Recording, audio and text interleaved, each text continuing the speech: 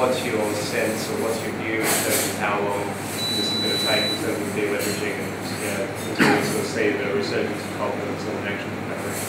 An economic recovery. Good question. When can we buy? Good question. Good question. Albert Weinzlover, I Google him. He doesn't turn up much, but I Google him all the time. He said something to the tune of, the bottom's going to be in, the recovery's going to start where the employed start to spend. They start to not feel losing their job, they start to spend. The important difference is, the understanding that he's got is that people don't save for a rainy day, they save for a sunny day. They might save this, saving for a rainy day, they're saving so that they're prepared to spend again on a sunny day. That sunny day, when it arrives, those people, rather than having been saving for the last 5 years, are going to be paying back their debts they accumulated at the top of the market. Borrowing is spending future income.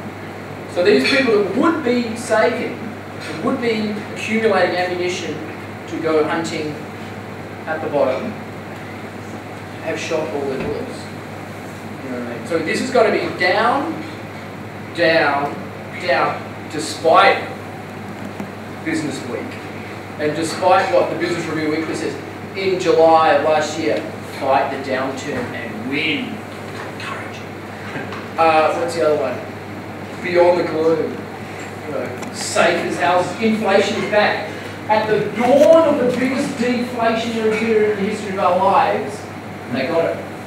Right at the start, they got it. They got it perfectly wrong. You just do the opposite of Business Review Weekly. I'm killing my own market. I'm making it too easy for you people. You just subscribe to Business Review Weekly, get a backup subscription of Business Week. I'm useless. I'm practically impotent. So, how's that area for how many years? Let's put it this way. We're talking 5 to 10 years. Yeah, 5 to 10 years. It's going to be down and down and down and down. And say everyone knew sure it'd be 5 years. 3 years into that, everyone will think it's just going to go down forever. The happiest, the most surfing, happy-go-lucky, girl-kissing onto people in the world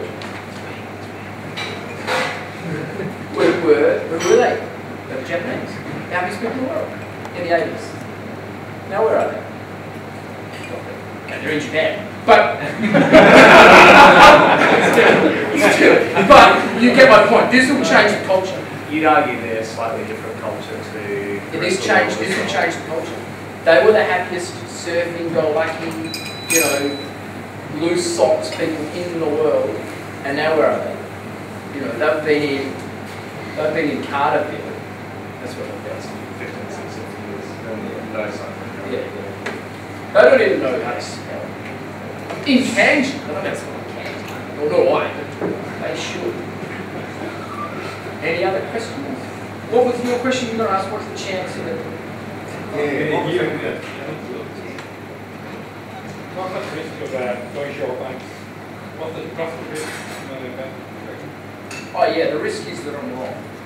And it's not just you're wrong, it's finding some people you can right.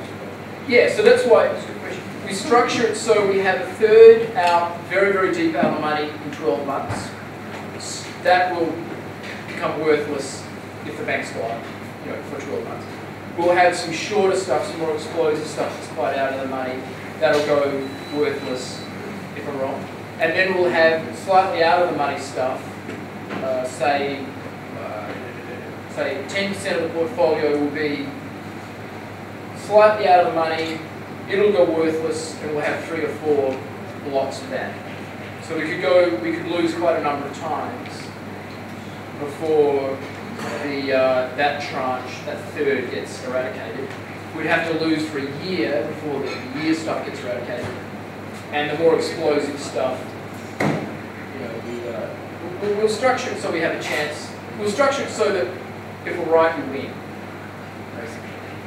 This is a really question of time again, per se. We know what will happen. We know what will happen in the next 2 years, so we'll structure it so it happens, so we get it for the next 2 years. Basically. If it doesn't happen, we get wiped out. Yeah. So the common question: is the American banks have no recourse. It's in the media that you can hand your keys back to the American banks. There's no recourse on your other loans. As long as you hand the keys back, fine. That's not actually true. What is true is that in some states there's no recourse. And in 2006, I'm pretty sure, Mr. Ronell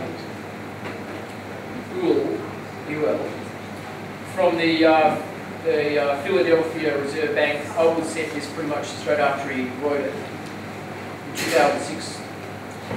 He was saying that they've done a study in the states where there's recourse and the states where there's no recourse, the reaction of the participants is the same.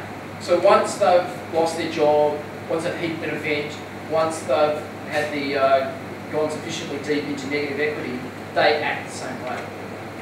So it actually creates the opposite kind of conclusion. People that think that America has non-recourse loans, wholly, they think, well, Australia's got recourse loans, we're different. When you realise that there are states in America that behave exactly the same and they've got recourse to their loans, then you realise that people just don't like losing massive amounts of money. People can't repay their own employees. People can't repay if there's been an event in their life, a divorce or something like that. So that's powerful stuff.